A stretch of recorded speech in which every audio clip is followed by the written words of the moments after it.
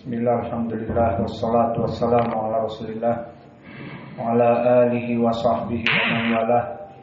Wa ashhadu an la ilaha illallah wahdahu la syarikalah wa ashhadu anna muhammadan abduhu wa rasuluh, amma ba'du. Alhamdulillah, pada kesempatan petang ini ba'dal maghrib hari Senin malam Selasa 25 November 2024, kita lanjutkan kajian di Fakultas Ilmu Aqidah dari pembahasan kitab syarah dari Al-Aqidah Al-Wasithiyah, yang mana pada kesempatan hari ini kita masuk kepada sesi yang kedua.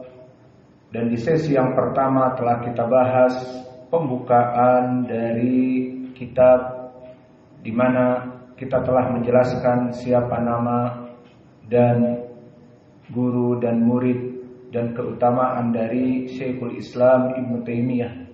Siapa namanya? Muhammad Masmu?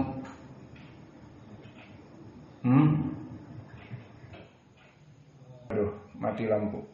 Ahmad Ibnu Abdul Halim Ibnu Taimiyah. Dan pembahasan kita pula telah selesai dari ucapan penulis Bismillahirrahmanirrahim. Dan kemudian telah kita masuk kepada matan juga dari Alhamdulillah. Maka di akhir pembahasan telah kita bahas bahwa ucapan basmalah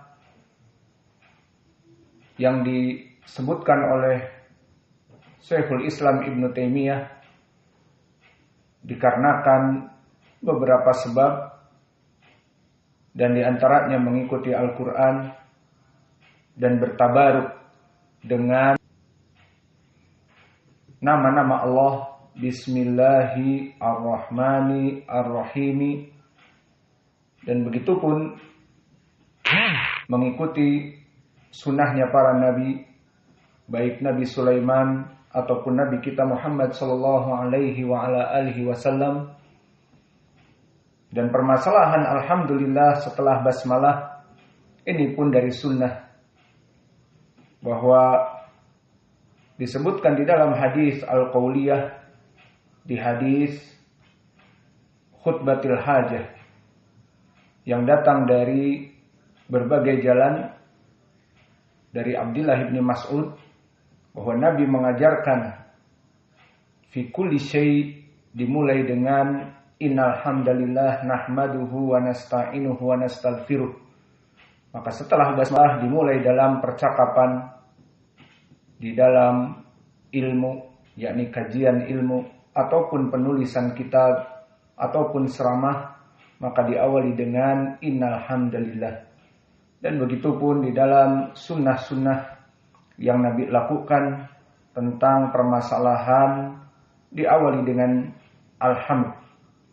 Seperti di hadis yang telah kita lewati di Sahih Al-Bukhari dari Aisyah, bahwa Nabi mendengar ada seseorang yang mensyaratkan di dalam jual beli ataupun di dalam sesuatu yang bukan syaratnya itu dari Allah dan Rasulnya. Maka Nabi berdiri dan hamidallah wa asna alaih. Maka Nabi memuji Allah, kemudian mengatakan amma ba'du, maka tidaklah pantas bagi seorang muslim yastarituna syarton laisat fi kitabillah. Tidak pantas bagi seorang muslim memberikan syarat yang mana syarat itu bukan dari kitabillah. Maka ini alhamd, diawali kitab dengan al-basmalah walhamd, dan telah selesai padanya. Adapun sekarang kita masuk kepada ucapan penulis, alladzi arsala rasulahu bil huda wa dinil haqq liyudhhirahu ala dini kullih wa kafa billahi syahida. Maka ini adalah matan yang mana nas dari matan ini Syekhul Islam menukil dari ayat Al-Quran di dalam surat Al-Fatah ayat ke-28, di mana Allah berfirman, huwallazi arsala rasulahu bil huda wa dinil haqq liyudhhirahu 'ala dini kullih wa kafa billahi syahida. Maka nas dari surat Al-Fatah ayat ke-28 dijadikan oleh muallif rahimahullah sebagai pembahasan kitab. Adapun makna dari ayat ataupun dari matan ini yang sesuai dengan ayat di surat Al-Fatah, maknanya adalah alhamdulillah dengan memuji Allah Jalla wa Ala alladzi yang. Maka jumlah di sini bisa dinamakan jumlah istifsariyah ataupun sifat dari lafdzil jalalah Allah yang mentafsirkan siapa Allah itu. Alladzi arsala rasulahu bil huda wa dinil haq liyudhhirahu 'ala dini kullih wa kafa billahi syahida. Yang mana Allah itu, yang dia itu arsala rasulahu, dia telah mengutus rasulnya. Siapa rasulnya di sini dengan mufrad rasulahu. Maka rasulahu maf'ulun bih mufrad, kembali kepada Nabi Muhammad. Maka dia yang mengutus Nabi Muhammad bil huda, dengan petunjuk, wa dinil haq, dan dengan agama Islam yang merupakan agama yang hak. Seperti ucapan Allah, inna dina indallahil Islam, wa man yabtaghi ghairal Islam dina fala yuqbala minhu wa huwa fil akhirati minal khasirin. Maka agama Islam hanya agama yang benar. Inna dina indallahil Islam. Maka Allah tidak menerima agama kecuali agama Islam. Dan disebutkan barang siapa yang mencari agama selain agama Islam, fala yuqbala minhu, Allah tidak akan menerima, tidak diterima dari agama-agama tersebut. Dan di hari akhirat termasuk orang-orang yang merugi. Karena di dunia mereka melaksanakan peribadatan yang peribadatannya itu tidak diterima oleh Allah. Alladzi arsala rasulahu bil huda wa dinil haq. Yang mana Allah itu disifatkan di sini yang mengutus rasulnya Nabi Muhammad dengan petunjuk Al-Qur'an wa dinil haq, dan agama Islam, liyudhhirahu. Maka lam di sini masuk kepada fi'lun mudhari' liyudhhira. Maka fi'lun mudhari' di sini mansub dikarenakan lamu ta'lil. Maka lam ta'lil maknanya adalah penyebab. Ta'lil bimakna as-sabab. Maka liyudhhirahu maknanya adalah agar mendohirkan, agar menampakkan, liyudhhirahu 'ala dini kullih, agar mengunggulkan, yang tujuannya agama Islam ini diunggulkan 'ala dini kullih, dari agama-agama yang selain Islam. Wa kafa billahi syahida, dan cukuplah Allah menjadi saksinya. Dengan ilmu Allah, maka Allah mengetahui apa yang terjadi di muka bumi ini. Alhamdulillah. Maka di sini perhatian di dalam ucapan Allah yang mana di dalam ayat ini, alladzi arsala rasulahu bil huda, yang mana Allah mengutus Nabi Muhammad dengan al-huda. Maka al-huda di sini apa i'rabnya? Bil huda. Huda ismun majrurun bil ba. Mana alamatu jarrihi? Mana kasrahnya? I'rabuhu majrur bi harfi jar ba, wa alamatu jarrihi bil kasrah al muqaddarah. Mana amin duhuriha at-ta'adduh. Maka tidak bil hudi, tetapi bil huda. Dan ini bil huda jika qiraahnya Hafs an Asim. Namun jika qiraahnya Al-Kisai liyudhirahu atau alladzi arsala rasulahu bil hudi. Dan qiraah Wars dibaca alladzi arsala rasulahu bil huda dengan taklil. Maka al-huda di sini ismun majrurun bil ba wa alamatu jarhi al-kasrah al-muqaddarah karena mana amin zuhuriha alhamdulillah. At-ta'adzur, uzkuru rabbakum. Allah menginginkan kebaikan bagi kita. Bisa terus belajar.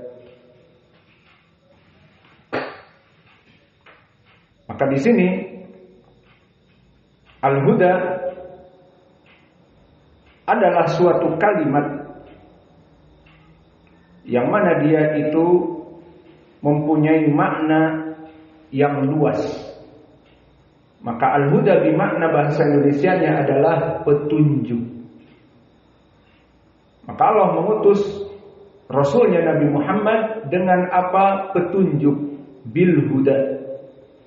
Maka makna al-huda, petunjuk itu dia terbagi menjadi dua. Petunjuk terbagi menjadi dua.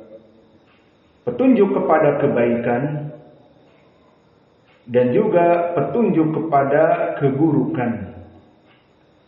Jadi kalimat huda petunjuk dimutlakkan, kebaikan dikatakan petunjuk dan bahkan keburukan juga dikatakan petunjuk. Lalu mana pendalilan bahwa kebaikan dikatakan petunjuk? Di antaranya ayat ini di surat Al-Fatah ini yang kita syarah, bahwa Allah itu alladzi arsala rasulahu bil huda. Allah mengutus Nabi Muhammad dengan petunjuk, maknanya petunjuk kepada kebaikan dengan Al-Quran dan Sunnah, mengajak kepada siratil mustaqim dan mengajak kepada apa-apa yang menyebabkan seseorang masuk kepada surga. Maka ini dinamakan al-huda ilal khair, petunjuk kepada kebaikan. Dan pendalilannya seperti ayat ini, alladzi arsala rasulahu bil huda, yang mana Allah mengutus Nabi Muhammad dengan petunjuk, maknanya petunjuk kepada kebaikan. Dan pendalilan petunjuk itu menunjukkan kepada kebaikan juga di dalam surat Al-Baqarah di awal, a'udzu billahi minasyaitonir rajim min hamzihi wa nafthihi wa nafthihi. Bismillahirrahmanirrahim. Alif lam mim. Dzalikal kitabu la raiba fihi hudan lil muttaqin. Dzalikal kitabu la raiba fihi. Maka di sana Al-Qur'an yang tidak ada keraguan padanya, hudan, petunjuk, lil muttaqin, bagi orang-orang yang bertakwa. Maka di sini menunjukkan bagi orang-orang yang bertakwa kepada apa? Kepada kebaikan. Menunjukkan kepada amal-amal yang baik yang jika diamalkan seseorang akan mendapatkan pahala dan berujung bermuara dengan masuknya surga. Dan juga di dalam ayat yang lain di Al-Baqarah juga, fa imma ya'tiyannakum minni hudan faman tabi'a hudai. Maka fa imma ya'tiyannakum minni hudan, maka barang siapa yang telah sampai kepadaku petunjuk, faman tabi'a hudaya, dan barang siapa yang mengikuti petunjukku, fala khaufun 'alaihim wala hum yahzanun, maka mereka tidak ada rasa takut di hari kiamat untuk masuk api neraka dan mereka tidak bersedih. Maka ini pendalilan bahwa huda, petunjuk, itu petunjuk kepada kebaikan. Dan ini jenis petunjuk yang pertama. Dan di sana kalimat huda, petunjuk, justru menunjukkan kepada keburukan. Maksudnya bagaimana? Di Al-Quran disebutkan huda, petunjuk, namun petunjuk ini kepada api neraka, kepada kesesatan, kebid'ahan, kesyirikan, kekufuran. Hada naw' atsani minal huda. Idan huna al-murad bil huda ay al-huda ila syarr, al-hidayah ila syarr. Wa hada yutlaq al-Qur'an ala dhalik. Fadalil ala anna al-Qur'an yutlaq bi kalimati al-huda bi makna asy-syarr. Pendalilan bahwa al-huda, petunjuk, di Al-Qur'an memberikan makna petunjuk kepada keburukan tergantung kalimatnya. Jika kalimatnya kembali kepada Nabi seperti tadi dan kepada Al-Qur'an, dalikal kitabul la raiba fi hudan lil muttaqin, Al-Qur'an petunjuk kepada kebaikan. Dan juga alladzi arsala rasulahu bil huda, kepada Nabi Muhammad, maka dia memberikan petunjuk kepada kebaikan. Namun jika ada di Al-Quran kalimat huda, petunjuk, dikembalikan kepada ucapan iblis dan kepada perbuatan-perbuatan yang buruk, maka petunjuk ini petunjuk kepada keburukan. Jadi awas, jangan kalian kira kalimat huda itu maknanya petunjuk kepada kebaikan. Tidak. Bisa jadi juga huda petunjuk kepada keburukan. Maka lihat contohnya di dalam surat Al-Hajj ayat keempat, Allah berfirman, kutiba alaihi annahu man tawallahu fa annahu yudhilluh wa yahdihi ila adzabis sa'ir. Maka telah dituliskan, ditetapkan bahwa sungguhnya dia itu iblis. Bahwa iblis itu the prime evil, pemimpin dari kejahatan.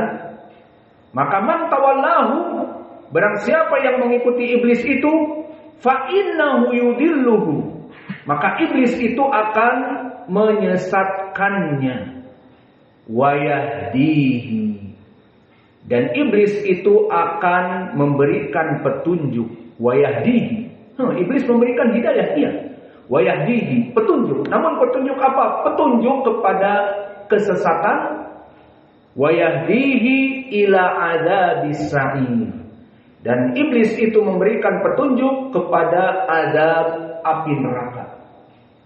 Maka dari sini barakallahu fikum menjadi pendalilan bahwa iblis memberikan hidayah. Oh, jadi bukan Rasul saja yang memberikan hidayah, naam, termasuk iblis juga. Berarti kalau begitu hidayah terbagi menjadi dua. Hidayah dari para nabi kepada kebaikan, dan hidayah dari syaitan, iblis, kepada keburukan. Maka ini contoh dari kalimat al-huda bisa bermakna keburukan. Ini dalil di Al-Quran. Ada pun dalil di dalam hadis banyak. Di antaranya hadis yang muttafaqun alaih dari Abdullah bin Mas'ud, yang mana Nabi Muhammad SAW berkata, inna sidqa yahdi ilal birr wa innal birra yahdi ilal jannah wa inna ar-rajul la yasduqu hatta yakunu siddiqan wa innal kadhiba yahdi ilal fujur wal fujur yahdi ilan nar wa inna ar-rajula la yakdzibu hatta yuktabu indallahi kadzaban. Awas para santri dan kita semua, jangan sekali-kali bermain-main dengan dusta. Bisa jadi kalian selamat dari iqab dengan dusta. Tidak bangun fajar, bilang bangun. Tidak melaksanakan demikian, bilang melaksanakan demikian. Tidak keluar tanpa izin, bilang, atau keluar tanpa izin, bilang tidak keluar. Maka selamat di dunia dari iqab. Namun perbuatan kedustaan itu, dia tadi disebutkan yahdi ilal fujur wal fujur yahdi ilan nar. Maka di dalam hadis ini barakallahu fikum muttafaqun alaih dari Ibnu Mas'ud menjadi pendalilan hidayah terbagi menjadi dua. Lihat lafaznya. Dikatakan oleh Nabi, inna sidqa, sesungguhnya kejujuran, yahdi, memberikan petunjuk, kepada albir, kepada kebaikan. Wa innal birra yahdi ilal jannah. Dan segala kebaikan itu memberikan petunjuk kepada surga. Maka di sini menjadi pendalilan bahwa kalimat al-hidayah bermakna memberikan petunjuk kepada kebaikan. Kejujuran memberikan petunjuk kepada kebaikan. Kebaikan memberikan petunjuk kepada surga. Dan disebutkan kebalikannya. Wa innal kadhiba yahdi ilal fujur. Dan kedustaan itu dia menunjukkan hidayah, menunjukkan kepada al-fujur, dosa-dosa. Wal fujur yahdi ila an-nar.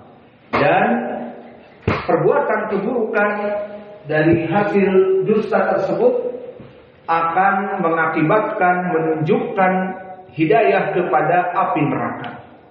Maka di sini, di hadis ini jelas sekali. As-sidq, kejujuran memberikan petunjuk kepada kebaikan, dan kebaikan memberikan petunjuk kepada surga. Dan disebutkan al-kadhib, kedustaan memberikan petunjuk, kadhib dosa, memberikan petunjuk kepada al-fujur, kemaksiatan, dan kemaksiatan memberikan petunjuk kepada api neraka. Maka di sini menjadi dalil bagi kita bahwa hidayah terbagi menjadi dua, hidayah kepada kebaikan, dan ini yang diinginkan di dalam ayat ini. Allah mengutus arsala rasulahu bil huda, dengan kebaikan, petunjuk dari Al-Quran dan Sunnah. Itu yang diinginkan. Namun di dalam hadis Ibnu Mas'ud ada dua. Jujur menunjukkan, memberikan hidayah kepada kebaikan, dan kebaikan memberikan hidayah kepada surga. Wal kadhib memberikan petunjuk kepada kemaksiatan, dan kemaksiatan memberikan petunjuk kepada api neraka. Maka jelas. Dan di sini faedahnya awas. Disebutkan oleh Nabi kita, wa inna rajul la yasduqu hatta yakunu siddiqan. Maka jika seseorang terus berusaha untuk jujur, mesti pahit. Aku kalau jujur tadi masbuk, Ustaz nggak tahu, nggak mukul saya. Tapi aku jujur, Ustaz pukul. Kenapa? Aku masbuk tadi. Itu kejujuran akan menyebabkan dia terus melaksanakan jujur. Allah akan mencatat dia menjadi orang yang jujur. Maksudnya, jadilah kita menjadi orang siddiqun dengan latihan. Selalu jujur. Meskipun gak ada orang. Selalu jujur. Meskipun dipukul, jujur. Maka ini nanti akan dijadikan oleh Allah orang ini jujur. Karena latihan jujur terus. Dan kebalikannya, sedikit-sedikit berdusta. Sedikit-sedikit berdusta. Maka orang-orang yang biasa berdusta, terutama para santri, untuk menyelamatkan dirinya dari permasalahan hukuman, maka dia berdusta dan terus berdusta dan terus berdusta. Nanti dalam perkara-perkara apapun senang berdusta. Maka ditulislah oleh Allah, hatta yuktaba indallahi kadzaban. Maka dia akan ditulis di sisi Allah sebagai orang pendusta. Maka hati-hati, terutama bagi para dai dan calon dai seperti antum, biasakan lisan dengan jujur. Dan biasakan lisan kita untuk selalu berkata jujur, agar Allah mencatat kita menjadi orang-orang yang jujur. Namun jika selalu berbohong, bahkan di saat ngerumpi, di saat duduk bersama santri-santri, minum syai dan sebagainya, cerita, akhirnya untuk membuat banyolan dan ketawaan berbohong. Maka ini pun perkara yang tidak baik. Allah akan mencatat nanti orang ini sebagai pendusta, the big liar, pendusta besar. Dikarenakan sering berbohong. Kemudian kalau tadi kita mengatakan di dalam ucapan Allah arsala rasulahu bil huda, maka petunjuk terbagi menjadi dua dari arah petunjuk itu kepada kebaikan dan keburukan, dan di dalam ayat ini Nabi mengajak kepada kebaikan. Ini contoh kepada kebaikan. Dan hadis Ibnu Mas'ud dan juga ayat Al-Quran di dalam surat Al-Hajj, bagaimana syaitan menunjukkan petunjuk yahdihi kepada adab sa'ir, kepada adab api neraka sa'ir, menunjukkan hidayah kepada keburukan juga. Kita bagi juga hidayah terbagi menjadi dua. Hidayah yang bersifat umum dari para rasul adalah memberikan petunjuk dari ilmu yang Allah berikan kepadanya. Maka Nabi Muhammad di sini diberikan oleh Allah ilmu Al-Quran dan Sunnah. Seperti hadis yang diriwayatkan oleh Imam Ahmad, disahihkan oleh Syekh Kami Muqbil Al-Wadi'i, laqad utitu, maka aku telah diberikan Al-Quran wa mithluhu ma'ahu, bahwa aku telah diberikan Al-Quran dan yang semisalnya. Dari apa? Dari hadis. Maka Al-Quran dan hadis itu ilmu yang Allah berikan kepada Nabi Muhammad, dan Nabi Muhammad berdakwah dengan kedua ini, memberikan dakwah kepada ad-dalalah wal irsyad. Maka tulis jenis pembagian hidayah. Kalau tadi hidayah menunjukkan kepada kebaikan dan keburukan dari segi arah hidayah, dan sekarang dibagi menjadi dua, bersifat umum dan bersifat khusus. Hidayah terbagi dua. Pertama, yang bersifat umum, bahwa hidayah itu bersifat umum untuk seluruh nabi bisa memberikan kepada umat-umatnya. Hidayah yang pertama adalah wal irsad, petunjuk kepada jalan kebaikan. Semua nabi memberikan petunjuk. Hidayah jenis pertama ini adalah wal irsyad. Seperti Nabi di saat diturunkan ayat oleh Allah, wa anzir ashiratakal aqrabin, maka wahai Muhammad, serulah dari kerabat-kerabat kamu untuk masuk kepada Islam. Ini diperintah oleh Allah untuk mendakwahi awal dakwah kepada kerabat, dan itu di zaman Nabi masih di Mekah, bukan di Madinah. Maka disebutkan di hadis Ibnu Abbas dan hadis Abi Hurairah, dan hadis ini disahihkan oleh Syekh Kami Muqbil juga di Asbabun Nuzul, tentang turunnya surat Tabbat yada abi lahabi wa tab. Maka di dalam ayat ini sebab turunnya adalah Nabi Muhammad di saat diturunkan ayat tadi, wa anzir ashiratakal aqrabin, wahai Muhammad, serulah dari kerabat-kerabat kamu untuk masuk kepada Islam. Maka Nabi naik ke Safa. Safa adalah bukit yang diibadahi dengan perjalanan Safa wal Marwah di dalam ibadah haji dan umrah. Maka Safa dulunya bukit yang tinggi. Maka Nabi naik kepada Safa untuk berbicara dengan kelompok Quraisy dari kabilahnya. Dan kabilah Quraisy dia kabilah yang besar. Dari kabilah yang besar ada Fuhud, ada dari mereka cabang-cabang lagi.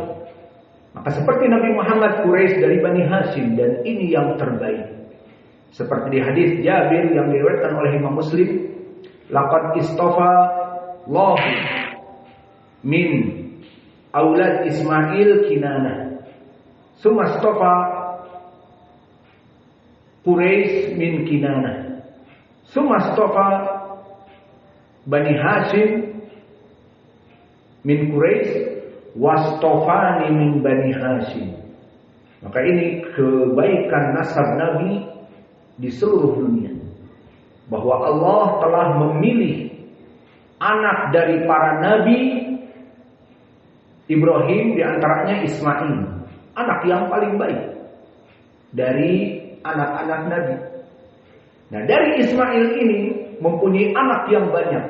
Allah pilih dari anaknya Ismail dari Bani Kinanah. Maka Bani Kinanah, Bani yang paling baik di sisi Allah, bertaat kepada Allah dan yang lainnya. Dari Bani Kinanah ini kemudian menyebar mempunyai anak-anak lagi yang banyak. Maka anak-anak yang banyak ini dari Bani Kinanah yang paling baik Bani Quraisy. Dan di situ yang berkumpul Bani Quraisy di Jaziratul Arab. Di saat Nabi Ibrahim meninggalkan istrinya dan juga Ismail di Saudi sekarang dulu adalah padang yang gersang. Kemudian Ismail kecil bersama ibunya tinggal sendirian. Maka diwakilkan kepada Allah Ibrahim meninggalkannya. Dan ini perintah Allah. Kemudian datanglah kafilah dari Yaman. Inilah kenapa ahlu history, ahlu tarikh mengatakan bahwa al-Yamaniyun ummul Arab. Bahwa orang-orang Yaman itu asal dari Arab. Jika ingin menikahi orang asal Arab, nikahilah orang Yaman. Karena orang-orang Saudiyah yang ada sekarang dari mereka. Mereka datang yang tadinya Saudiyah pada gersang tidak ada. Namun Yaman sudah ada peradaban sejak zaman Doeloik. Saking dulunya sedejak pakai D zaman Doeloik ejaan Suwandi. Maka di sini orang-orang Yaman yang datang kemudian tinggal bersebelahan dengan Ummu Ismail dan kemudian setelah dewasa menikahlah dari mereka. Kesimpulannya menikahlah Ismail dari mereka dan akhirnya menjadi kelompok yang banyak dan yang paling baik dari anaknya Ismail kelompok Kinanah, dari anaknya Kinanah. Dan dari Kinanah meninggal Ismail, Bani Kinanah banyak, mempunyai anak-anak yang banyak, ada namanya kelompok Quraisy. Nah, di sini yang paling baik. Dan tentunya dia sudah menguasai Jaziratul Arab, sudah beranak pinak. Maka Quraisy di Makkah pada saat itu, yang mana keturunan Nabi Ismail dan Ibrahim dulu dengan Ismail membangun Ka'bah. Dan turun-temurun kelompok Quraisy ini karena yang terbaik, mereka lebih mementingkan kepada agama, menjaga rumah Allah dan sebagainya. Maka dari Quraisy yang paling baik banyak, dan ini yang akan kita sebutkan. Maka Nabi naik ke Safa, dipanggil, ya Bani Lu'ay ibni Ka'ab, dari cabang Quraisy. Wa ya Bani Abdi Manaf, dari cabang Quraisy. Wa ya Bani Abdil Muttalib, dari cabang Quraisy. Wa ya Bani Abdi Syams, dari cabang Quraisy. Dan Umar siapa kabilahnya? Al-Adawi, sama dari Quraisy, namun bukan dari Bani Hashim. Dan di akhir wa ya Bani Hashim, maka disebutkan kabilah-kabilah tadi dari Quraisy, kemudian wa ya Bani Hashim, dan di akhir wa ya Fatimah binti, dan wahai Fatimah putriku. Semuanya disebut tadi kabilah-kabilah di Quraisy.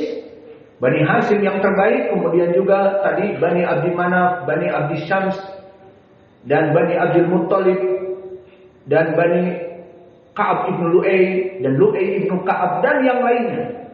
Kemudian dikatakan yang terakhir, wahai Fatimah anakku, putriku juga, angkiru anfusakum minan nar, maka selamatkanlah diri-diri kalian dari api neraka. Fa inilah amliku lakum minallahi syai'a, karena aku tidak mampu untuk menyelamatkan kalian daripada api neraka kecuali kalian selamatkan diri-diri kalian. Dengan apa? Qul la ilaha illallah tuflihu. Ucapkanlah la ilaha illallah, kalian akan selamat. Maka ini poin pendalilan bahwa hidayah Nabi bersifat umum. Maksudnya Nabi hanya bisa mengajak kepada manusia untuk masuk kepada Islam, bahkan kepada anaknya. Dia tidak bisa menjamin anaknya masuk surga kecuali dengan mengucapkan la ilaha illallah. Paham? Ini dinamakan hidayah yang pertama apa tadi? Ad-dalalah wal irsyad, memberikan petunjuk dengan dalil-dalil Al-Quran dan Sunnah. Ini jalan yang hak, ikuti. Itu dinamakan dengan hidayah ammah, hidayah yang bersifat umum. Dan ini semua Rasul membawa hidayah ini.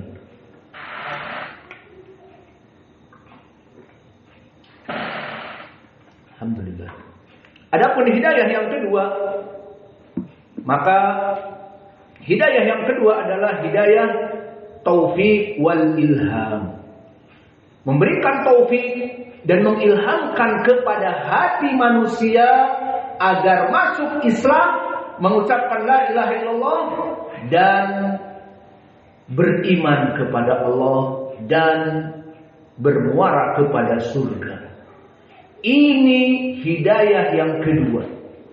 Untuk hidayah ini Nabi Muhammad tidak bisa memberikan semau dia untuk permasalahan hidayah yang kedua.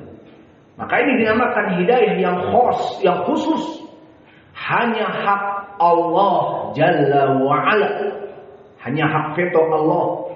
Allah jika menginginkan kepada seseorang diberikan hidayah, maka dia akan mendapatkan hidayah hatinya, yasrahu sadrahu ilal Islam. Dia akan membuka hatinya untuk masuk kepada Islam. Namun jika Allah tidak menginginkan hidayah meskipun kerabat dengan Nabi, maka Allah akan menutup dari hatinya. Maka ini hidayah yang kedua, apa namanya tadi? At-taufiq wal ilham. Maka at-taufiq wal ilham, hidayah yang khusus Allah berikan kepada manusia, hanya hak veto dari Allah, tidak bisa seluruh nabi untuk diberikan hidayah taufik wal ilham meskipun orang-orang terdekatnya. Kembali kepada hadis tadi yang muttafaqun alaih dari Ibnu Abbas dan dari Abi Hurairah, bagaimana di saat Nabi disuruh untuk mendakwahkan tauhid kepada seluruh kerabatnya. Maka di kisah tadi kami sebutkan, wahai Bani Lu'ay ibn Ka'ab, wa ya Bani Ka'ab ibn Murrah, wa ya Bani Hashim, wa ya Bani Abdul Muttalib, wa ya Bani Abdi Manaf, wa ya Bani Abdi Syams wa Fatimah binti, ankiru anfusakum minan nar, fa inilah amliku lakum minallahi syai'a. Aku tidak mampu menyelamatkan kalian daripada api neraka, selamatkanlah diri kalian. Ini menjadi pendalilan Nabi hanya bisa menyampaikan, ucapkan la ilaha illallah, kalian akan selamat. Qulu la ilaha illallah tuflihu, kalian selamat. Namun jika kalian tidak mau mengucapkan la ilaha illallah, aku tidak ada urusan lagi. Aku hanya menyampaikan. Mana buktinya? Berdirilah pamannya Abu Lahab. Maka Abu Lahab, paman Nabi yang paling dekat kepada Nabi. Dia saudara tertua dari Abdullah. Abdullah bapaknya Nabi itu lebih muda daripada dia. Dan Abu Lahab orang yang dulu sangat mencintai Nabi. Itulah hikmah. Semua orang bahkan Quraisy semuanya dulu mencintai Nabi. Mengangkat Nabi sebagai Aminu Quraisy, orang yang terpercaya dari Quraisy. Disebutkan di kisah bagaimana di saat Hajar Aswad jatuh, maka semua Quraisy tidak ada yang berani mengangkat Hajar Aswad dengan tangannya. Akan ribut perang kabilah. Karena Hajar Aswad diyakini oleh mereka barokah, batu dari surga. Maka jangan ada yang menyentuh. Lalu bagaimana kalau tidak diangkat? Dia harus dikembalikan ke tempatnya. Maka seluruh kabilah dari Quraisy dan yang lainnya ingin memegang batu tersebut karena mulia. Maka semua sepakat, nadhabu ila Muhammad. Wal Muhammad wa Muhammad Rasulullah pada saat itu belum menjadi Rasul. Idan nadhabu ila Muhammad. Al-hukum inda Muhammad. Kita berikan hukum kepada Muhammad, orang yang paling terpercaya di Quraisy. Kapan itu? Sebelum menjadi Nabi. Maka diangkat, dimuliakan. Maka akhirnya Nabi memberikan fatwa pada saat itu bukan menjadi Rasul, sebagai pemuda yang baik. Maka dikatakan membawa kain. Setiap kabilah membawa kain dan dia yang meletakkan Hajar Aswad di kain, dan semua kabilah membawa kain tersebut. Lihat, Nabi Muhammad yang membawa Hajar Aswad mengangkat ke kain, dan para kabilah yang membawa dari perwakilan kabilah-kabilah Quraisy yang banyak itu. Menunjukkan Nabi Muhammad kedudukannya sangat mulia. Namun setelah Nabi Muhammad memproklamirkan kalimat la ilaha illallah, apa kata Quraisy? di Al-Quran sahirun kadzdzab. Penyihir, pendusta, syair, pembuat syair. Padahal mereka tahu Nabi Muhammad tidak baca tulis. Dari mana Nabi Muhammad membuat syair? Katanya Al-Quran itu syair. Maka di sini fitnahan yang keji, di saat Nabi Muhammad diangkat menjadi Rasul mengajak kepada tauhid. Adapun di saat Nabi masih pemuda dan tidak mengajak kepada tauhid, maka dia dianggungkan. Di saat mengajak kepada tauhid menjadi Rasul, dihancurkan nama baiknya. Disebut penyihir, disebut pendusta, sahirun kadzdzab. Dari orang yang terpercaya Quraisy menjadi orang pendustanya Quraisy. Karena hawa nafsu. Maka alhasil, berdirilah pamannya yang dulu paling mencintai Nabi. Kapan? Sewaktu Nabi muda dan sewaktu Nabi lahir. Maka di saat lahir mencintai dengan kedatangan Nabi Muhammad. Kesimpulannya, Abu Lahab tidak dapat bisa menerima hidayah. Dan dia mengatakan, tabban laka ya Muhammad sairul yaum. Celaka kamu wahai Muhammad. Engkau undang kami hanya untuk berpidato menyembah Allah yang satu. Untuk itu, celaka kamu wahai Muhammad. Maka turun ayat khusus kepada Abu Lahab. Tabbat yada abi lahabin wa tab. Loh kok gak kepanjangan Ustaz? Panjang sekali. Iya. Qiraah yang kita baca qiraah Warsh an-Nafi'. Al-Isbah 6. Tabbat yada abi lahabin wa tab. Maka di sini celakalah dua tangan dari Abu Lahab. Ma agna anhu maluhu wa ma kasab. Apa-apa yang dia usahakan dari hartanya dan dari jabatannya sebagai pemegang kunci Ka'bah dan sebagai Quraisy yang mulia, bahkan dari Bani Hashim seperti Nabi, tidak bermanfaat dari jabatannya sebagai penjaga dari kunci Ka'bah dan juga sebagai Bani Quraisy dan Bani Hashim, dan kekayaannya tidak bermanfaat, dan anak-anaknya yang mengikutinya dari kekufuran. Maka turun ayat ini untuk Abi Lahab menunjukkan Nabi tidak bisa memberikan hidayah kepada pamannya. Maka ini dinamakan hidayah apa? At-taufiq wal ilham. Nabi tidak bisa memberikan. Namun Nabi hanya memberikan qul la ilaha illallah tuflihu. Ini hidayah kepada apa? Ad-dalalah wal irsyad. Paham ya? Hadis ini yang tadi kami sebutkan. Contoh lain, hadis Musayyib ibn Hazm yang muttafaqun alaih. Maka di saat dikabarkan, ya Rasulullah, paman kamu sedang sekarat, maka Nabi bergegas mendatanginya di Fursah al-Akhirah, the last journey, di perjalanan yang terakhir, sekarat.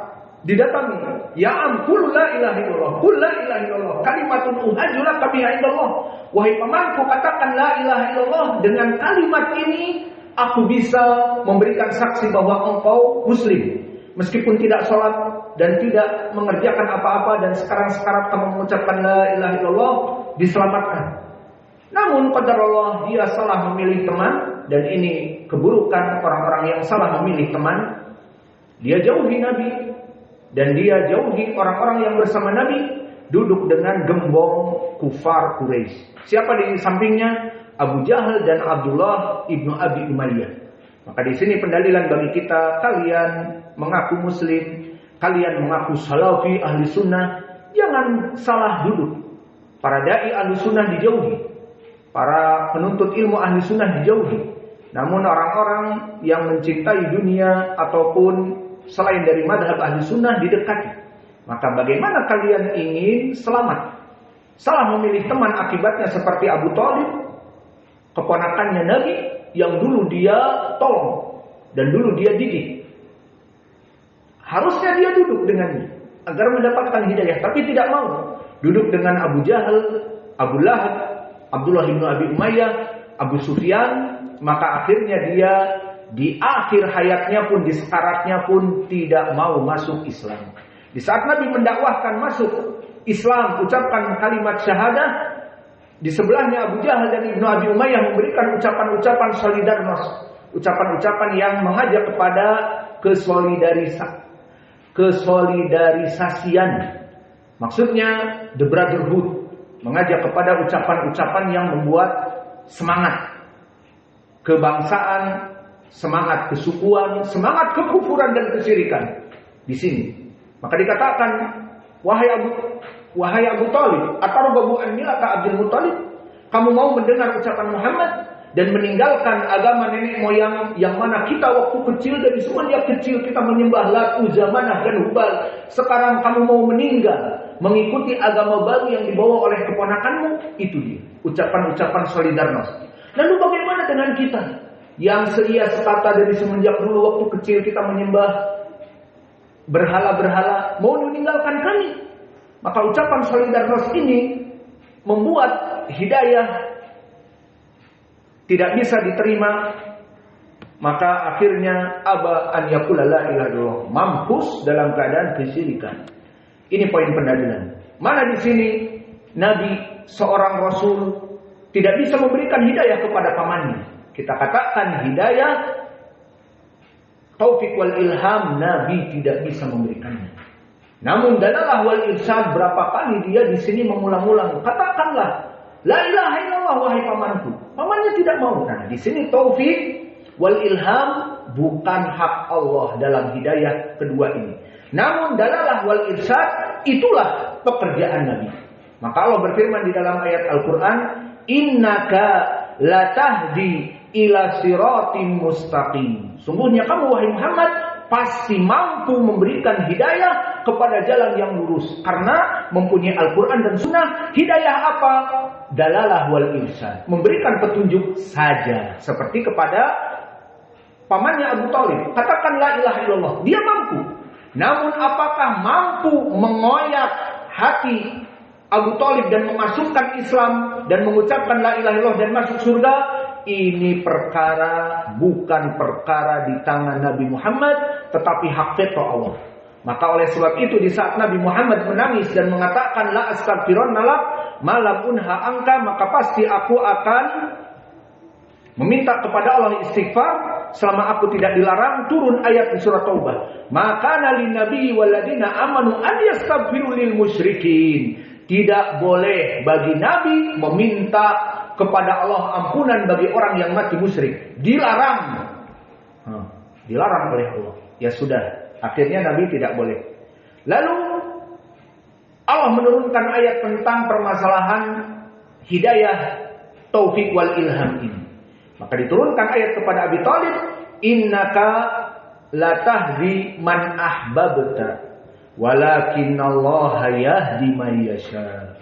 Maka wahai Muhammad, kamu dalam permasalahan hidayah di sini taufik wal ilham, jangan dalalah wal irsyad. Innaka latahdi, sungguhnya kamu pasti tidak akan mampu memberikan hidayah taufik wal ilham, memasukkan hidayah kepada hati kecil Abu Thalib agar Abu Thalib masuk Islam dan selamat api neraka. Kamu tidak akan mampu. Innaka latahdi di surat Al-Qasas, bahwa kamu tidak akan mampu memberikan petunjuk kepada Abu Thalib. Alaman ahbabta, kepada orang-orang yang kamu cintai. Walakinnallaha yahdi may yasha, tetapi bahkan Allah yang memberikan petunjuk kepada orang-orang yang Dia inginkan saja. Al-Muadzin, ya adzin. Kita adzan dulu.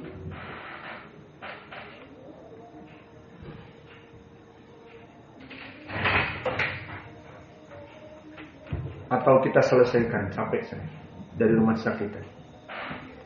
Kita selesaikan terus adzan.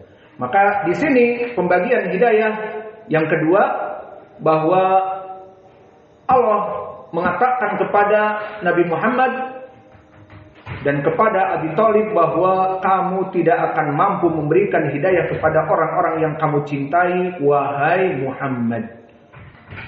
Maka inilah dari makna al-hidayah. Kemudian ucapan Allah, wa kafa billahi syahida.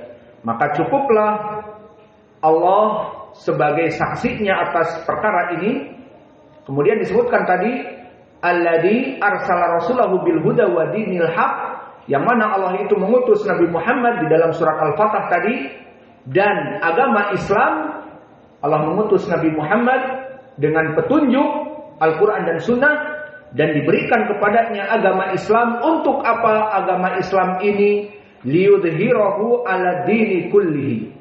Maka yang diinginkan liyudhhirahu ala dini kullih, lam di sini lam at-ta'lil. Maknanya agar menjadikan agama Islam itu adalah agama yang paling mulia, dan tidak ada agama yang berhak kecuali agama Islam. Maka telah disebutkan makna ayat ini di Al-Quran, liyudhhirahu ala dini kullih, agar lam di sini taklil, menjelaskan dan menampakkan bahwa agama Islam itu di atas dari segala agama. Banyak pendalilannya. Pertama di Al-Quran, inna dina indallahil Islam, agama yang hanya diridhoi oleh Allah adalah Islam. Dan juga wa man yabtaghi ghairal Islam madina, barang siapa yang mencari agama selain daripada agama Islam, fala yuqbala minhu, tidak akan diterima oleh Allah. Dari agama Hindu, agama Nasara, agama Yahudi, agama Buddha, agama Konghucu, agama-agama yang lain tidak akan diterima oleh Allah. Wa huwa fil akhirati minal khasirin, dan mereka di hari akhirat termasuk orang-orang yang merugi, masuk api neraka. Maka dua ayat ini menunjukkan bahwa agama yang hanya diterima oleh Allah hanya agama Islam. Dan juga di akhir surat atau di awal surat Al-Maidah, al-yauma akmaltu lakum dinakum wa atmamtu alaikum ni'mati wa raditu lakumul Islam madina, bahwa pada hari ini aku telah menjelaskan kepada kalian bahwa aku telah menyempurnakan agama Islam. Wa atmamtu alaikum nikmati wa raditu lakumul Islam madina, dan aku hanya ridho kepada agama Islam saja. Maka tiga ayat ini menunjukkan agama yang berhak di sisi Allah hanya agama Islam. Ini makna ayat liyudhhirahu ala dini kulli. Maka Nabi memberikan hidayah kepada Nabi Muhammad dan agama Islam agar agama Islam itu menjadi agama panutan yang berhak hanya satu. Lalu bagaimana agamanya Musa yang mengajak tauhid? Maka telah dirusak oleh para pendeta Yahud. Maka mereka mengatakan Uzair anak Allah.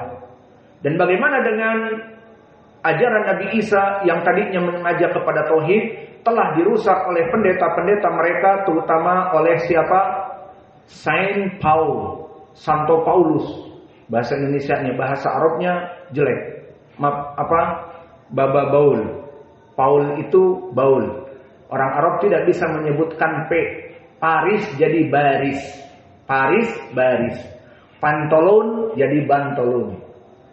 Paul jadi baul. Apa baul? Kencing. Baba Baul. Maka Paul, Santo Paulus, hada rajul minal Yahud, yadussu fil Islam, pura-pura masuk Islam, wa yatajassas, menjadi mata-mata dan pura-pura masuk Islam, yang dimaksud kepada Islamnya ajaran Nabi Isa, mengajak kepada tauhid. Kemudian setelah itu mempunyai pengikut karena dia dari Yahudi. Orang-orang Yahud mengajak kesesatan apa? Menyembah Uzair sebagai anak Allah. Maka karena dia Yahudi asalnya, ingin merusak ajaran Injil yang dibawa oleh Isa secara tauhid, menjadikan Isa anak Allah. Maka oleh sebab itu Allah menyebutkan di surat Taubah, wa qalatil yahudu Uzairun ibnullah wa qalatin nasara al-masihu ibnullah, dzalika qauluhum bi afwahihim yudahiuna qaulal ladina kafaru min qabl. Maka disebutkan bahwa orang Yahud pertama, mereka menyembah selain Allah. Siapa? Uzair, Nabi. Setelah Nabi Musa diangkat jadi anak Allah. Mulai kesyirikan, menyembah anak Allah. Selesai. Datang agama baru, agama Nabi Isa yang mengajak tauhid. Nah, orang-orang Yahudi di sini kesal dan iri. Datang agama baru dari Nabi baru, maka mereka berusaha untuk membunuh Isa. Namun Isa diangkat, bal diangkat, bal rafa'ahu ilallahi jalla wa ala, ke langit, dan nanti akan turun di hari kiamat untuk membunuh Dajjal. Di hadis muttafaqun alaih. Maka kesimpulannya di sini, mereka mengira bahwa mereka membunuh dari Isa, dari orang-orang Yahudi ini, dan setelah Isa diangkat, dihancurkan agamanya dengan kita diperintah untuk menyembah Isa karena Isa anak Allah. Maka di Al-Quran disebutkan wa qalatil yahudu Uzairun ibnullah wa qalatin nasara al-masihu ibnullah. Setelah sesat kelompok Musa yang mengikuti Musa dengan menyembah Uzair, maka datang Nabi Isa mengajak kepada ketauhidan, maka dihancurkan oleh Santo Paulus dengan mengajak Trinitas, menyembah kepada Allah dan kepada Isa ibn Maryam dan kepada Ruhul Kudus dengan istilah Trinitas, mengetuk kening dan dada kanan dan dada kiri, seperti antum lihat seperti itu. Atau yang biasa kalian lihat selebriti dari Gold misalnya dan sebagainya. Maka di saat mengetuk kening apa dikatakan? For the Father, untuk Allah Bapa. Kemudian dada kanan for His Son, untuk anaknya Isa. Dan yang ketiga Ruhul Kudus ikhtilaf. Ada kembali kepada Jibril, ada kembali kepada Bunda Maria sebagai istri Allah. Jadi ikhtilaf mereka juga makna Ruhul Kudus. Alhasil ini kesyirikan Trinitas As-Salisul Salasah. Maka di sini mengajak kepada kekufuran dua agama ini. Maka setelah itu diturunkanlah Islam. Dan di ayat tadi disebutkan dalika qauluhum bi afwahihim yudahiruna qaulal ladina kafaru min qabl. Inilah ucapan kelompok Nasara, Isa itu anak Allah, sesuai ucapan kekufuran sebelum mereka orang Yahudi yang mengatakan Uzair anak Allah. Maka diturunkanlah Nabi Muhammad untuk mengajak kepada tauhid, dan Allah menjaga Islam before, now, and forever. Di zaman Doiloe, di zaman Nabi, sampai di zaman kita hidup sekarang, dan forever, sampai kelak. Di hari yang akan datang, kita akan terus dalam ajaran Islam yang benar. Tidak ada yang memalsukan Al-Quran kecuali diketahui. Karena Allah telah menjaga agama ini dengan ayatnya di surat Al-Hijr, Inna nahnu nazzalna dzikra wa inna lahu lahafidun. Sesungguhnya kami ini yang menurunkan Al-Quran dan Sunnah dan agama ini, dan kami yang akan pasti menjaganya. Maka agama Islam dijaga tidak seperti Yahudi dan Nasara, karena Allah telah ridho kepada agama ini. Maka makna liyudhirahu ala dini kullihi, bahwa Allah akan menjadikan agama Islam itu di atas dari segalanya. Maka pendalilannya tadi di Al-Quran ada 3, dan ada pun pendalilan di dalam sunnah banyak. Di antaranya hadis yang diriwayatkan oleh Imam Muslim dari Thauban, berkata Rasulullah sallallahu alaihi wa ala alihi wasallam, "Innallaha zawalil arda fara'aitu masyariqaha wa magharibaha wa inna ummati sayablughu mulkaha ma zuwiyali minha." Maka maknanya bahwa Allah Jalla wa'ala akan memberikan kepadaku kaum muslimin dalam keadaan jaya raya. Dia akan menguasai dunia dari mulai ufuk timur kepada ufuk barat. Itu akan dijadikan pemimpin-pemimpin kaum muslimin di negeri-negerinya. Bahkan disebutkan wa utitu kunzain al-ahmar wal abyad, maka diberikan kepadaku 2 negara adidaya yang jatuh di tangan kaum muslimin. Siapa pada zaman itu? Rusia dan Amerika? Belum ada. Maka siapa? Faris wa Rum. Maka Faris dulu adalah negara adidaya yang ada di Iran. Maka Iran dulu negara yang jaya raya, namun zalim, seperti Imperium Romawi yang ada di Eropa. Maka 2 adidaya di zaman itu jatuh di bawah kaki kaum muslimin. Maka di sini dari kejayaan Islam, dan yang menjadi poin di sini pendalilannya adalah liyudhirahu ala dini kulli, semua negara adidaya dan semua jaziratul Arab jatuh di tangan kaum muslimin. Maknanya semua orang masuk Islam, dan dikuasailah dunia ini dari timur dan barat oleh orang-orang muslim yang beragama Islam. Jatuh orang-orang Faris yang menyembah api, dan jatuh orang-orang Nasara yang dipimpin oleh Kekaisaran Romawi, semua di tangan kaum muslimin, di kaki kaum muslimin. Ini makna dari hadis ini. Maka di sini menunjukkan liyudhhirahu 'ala dini kullih, Allah menginginkan Islam itu agama yang memang berkuasa pada itu. Dan begitu pun di dalam hadis yang lain dari Aisyah, di mana Aisyah berkata dengan Nabi, di mana dia mendengar dari Nabi, la yadhhabu lailu wan nahar hatta ta'budal Lat wal Uzza. Faqultu ya Rasulullah, in kuntu la adunnu hina unzilallah atau hina anzalallah huwa alladhi arsala rasulahu bil huda wa dinil haq liyudhhirahu 'ala dini kullih. Ayat ini dan di lafaz yang lain walau karihal musyrikun, maka maknanya Nabi mengatakan terus berganti malam dan petang sampai orang-orang itu akan kembali menyembah Lat dan Uzza. Maka berkata Aisyah, lihat kepandaian Aisyah radhiyallahu anha. Maka Allah muliakan Aisyah dengan ilmunya sehingga bisa menjaga agama ini. Bagaimana ya Rasulullah akan menyembah Lat dan Uzza kembali? Padahal aku memahami ayat Al-Quran ini. Ini wajah pendalilan kita. Huwaladzi arsala rasulahu bil huda wa dinil haq liyudhhirahu 'ala dini kulli. Maka di dalam ayat ini Allah mengutusmu untuk membawa hidayah dan agama yang hak agar menjatuhkan semua peribadatan kepada selain Allah seperti Lat, Uzza, Manah dan Hubal, dan menyembah kepada selain Allah dan kepada Nasara dan kepada Al-Yahud dan yang lainnya. Bagaimana dengan ayat ini? Apa kata Nabi? Anadzalika tamam. Qala innahu sayakunu min dzalika masyaallah summa yab'atsullahu rihan thayyibah fatawaffa kulla man fi qalbihi mithqala habatin khardalin min iman fayabqa man la khaira fihi fayarji'una ila dini abaihim. Maka benar apa yang kamu ucapkan wahai Aisyah. Subhanallah, kecerdasan Aisyah. Bahwa ayat ini poin pendalilan kita di dalam hadis riwayat Muslim ini, bahwa sekarang ini semua menyembah Allah dan agama Islam menjadi agama yang zahir di dunia, menjadi agama yang dianut, dan agama ini akan terus-menerus disembah. Maksudnya menyembah Allah saja.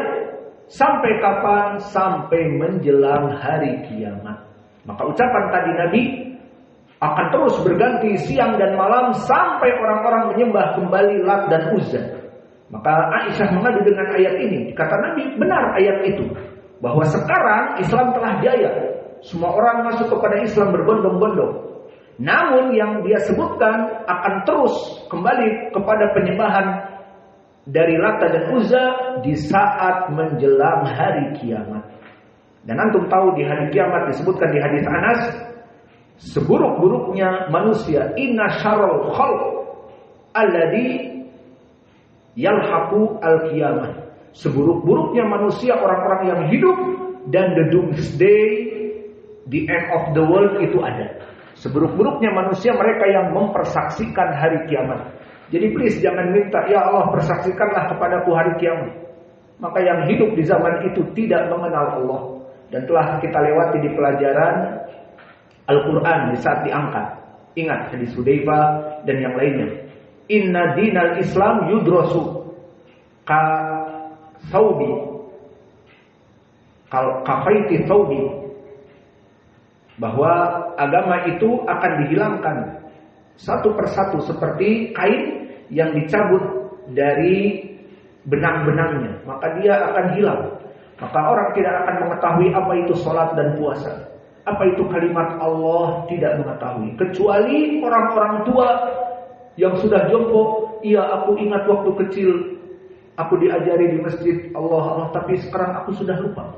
Diambil Al-Quran bahkan, sehingga di saat pagi dibuka mushaf tidak ada tulisan, dan diambil dari hati-hati kaum muslimin yang menghafal Al-Quran juz amma dengan qiraatnya, enggak abduha, enggak wadduha, wala wadduha, wala wadduhe, semuanya hilang di dalam hati. pelajaran telah kita lewati. Maka begitupun di sini, bahwa pada saat menjelang hari kiamat, Allah akan menjadikan semua orang yang ada di hari kiamat buruk. Lalu bagaimana dengan orang-orang yang beriman? Allah mengutus angin kebaikan. Maka angin-angin sepoi-sepoi ini terus menyebar, hanya menyentuh orang-orang yang beriman, yang mempunyai keimanan di hatinya, percaya kepada Allah, beriman kepada Allah, maka tersentuh angin meninggal. Meninggal.